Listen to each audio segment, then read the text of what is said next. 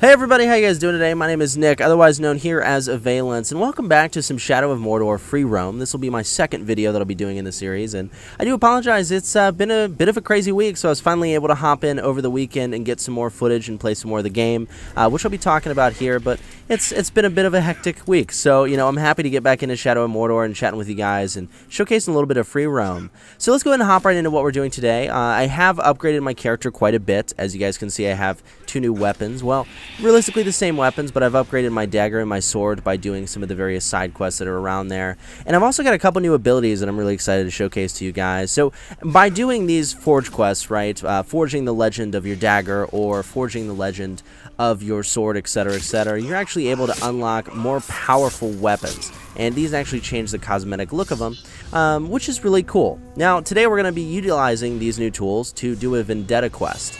So these Vendetta quests are actually really cool, and essentially what happens is, you know, when a friend of yours on Xbox Live in my case, or PSN, or on Steam, is executed by a captain, you actually have the opportunity to go into that person's world, as, you know, Tally and the Wraith, and execute that captain for them to revenge their kill. It rewards you about, I think it's 10 or 40 power points.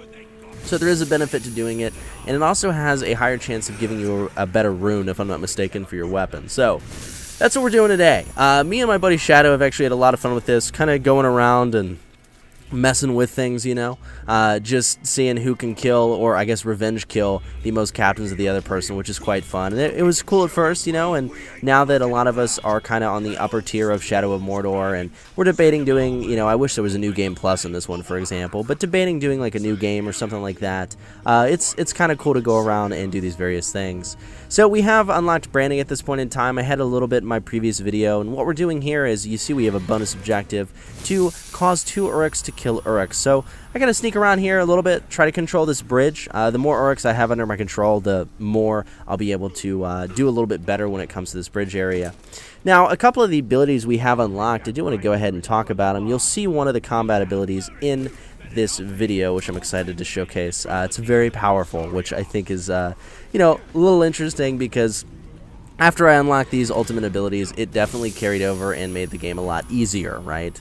So I do have the upgraded weapons, which I think is a very cool system. So previously I thought you only did them to unlock, you know, the currency that would allow you to purchase upgrades for your weapons. I didn't think it would actually change them cosmetically, so it's cool to have a bit of a cosmetic change to the weapons. I've unlocked, I believe, the mid-tier for all of the weapons at this point in time. The bow is really hard to tell because you only see it in the Wraith world, you know, but the sword and the dagger are actually really neat, and it etches elven runes onto them, which I think is awesome. So the Wraith is actually, you know, moving these things around and shaping and forging your new legend, which I think is really neat.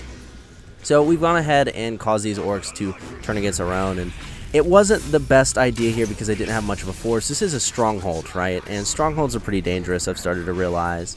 So you see we have a lot of Uruks going around, and we're able to use Wraith Vision here in order to spot out Humgrot the Marauder. Now, one thing that's interesting here, you see that I'm avenging the death of Drooler 11. Humgrot the Marauder has a stealth finisher, which is something I was kind of surprised by. So, you know, I didn't know if it was the same in my buddy Drooler's game. I actually didn't contact him in order to check it, right, to see if it was. But we're going to try to go for a stealth finisher here, and if I'm not mistaken, we do end up pulling it off. So we're setting a couple traps around, trying to deal with some Uruks, and you see the ones we turned didn't do so hot on the gate because reinforcements came.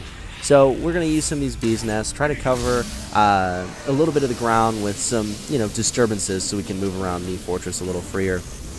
Now, the one thing about these ultimate abilities that you get is they are charged via execution. So you have a stealth, a bow, and then a sword one. You charge each of these by executions, or with the bow, if I'm not mistaken, it is headshots.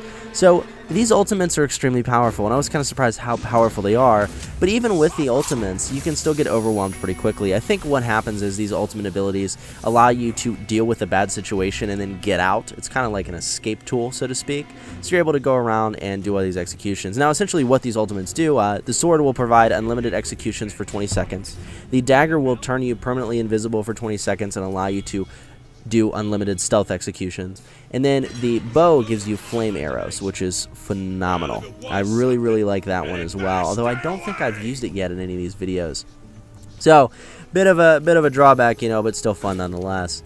So we're just kind of playing around here, and this is the one thing I've really enjoyed about Mordor. I talked about it briefly in the previous video, but the idea that I can play the way I want to play. So I like to play stealth. That's how I play. I'm a very big Assassin's Creed fan. I like that kind of gameplay style, and that's what I tend to do here. I do almost get spotted, however, when I jump down here, which is very close. So, you know, using the Caragors, right? Using the various beasts of Mordor in order to interact with the environment and try to get them to take out a couple Uruks.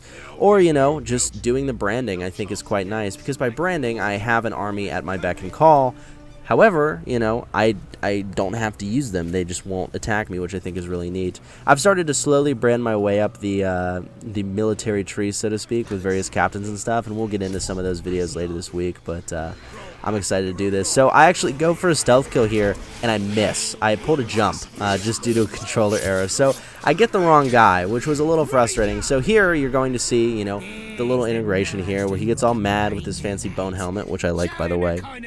And then here's the ultimate ability. So this ultimate ability is phenomenal. So I'm going to go ahead and pop this. Slows down time, and then I can do unlimited stealth executions. This is a phenomenal ability, and I really get a kick out of it. So you see we have a plus 17 power there for completing the Vendetta mission, and we're going to go ahead and just clean up this entire thing. So you get an XP bonus, you get a small amount of currency which you can use to upgrade.